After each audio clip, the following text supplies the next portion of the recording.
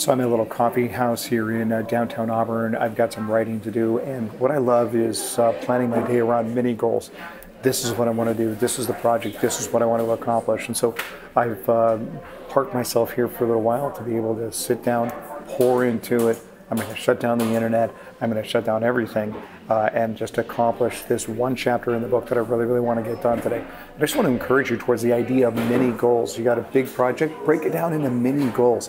You just give yourself the right place, the right environment, and then just knock that out. You'll feel so much better about your day.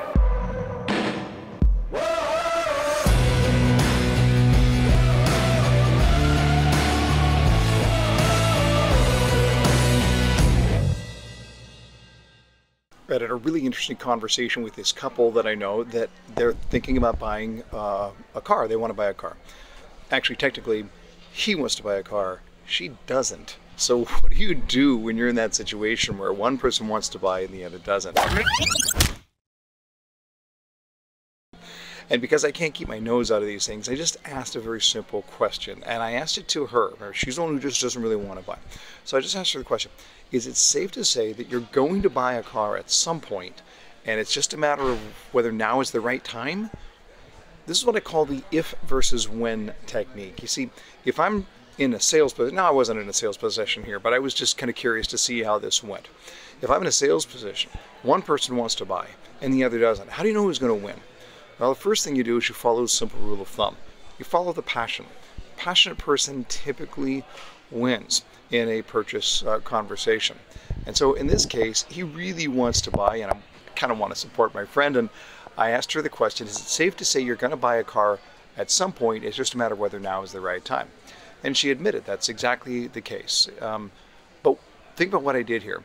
I took this out of an if conversation and put it into a when conversation. And I would much rather fight the battle of when than if any day. See, now we're just talking about when is the right time, not if they should buy at all. I just want to encourage you to think about that technique if you've got somebody who's a little bit stuck. Ask the if versus when question. Is it safe to say you do want to purchase? It's just a matter of whether now is the right time.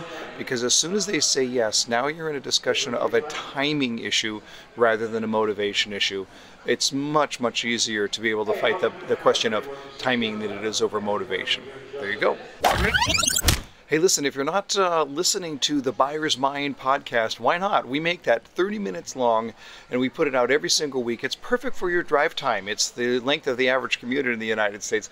So take 30 minutes and listen to an episode of The Buyer's Mind. It's a podcast about the way that people make purchase decisions. I interview behavioral economists, neuroscientists, psychologists, and top sales experts on the subject of the psychology of a purchase decision. I think you'll find it really, really interesting. Go to jeffshore.com/podcast, or you can go to iTunes podcast and type in Jeff Shore to find The Buyer's Mind.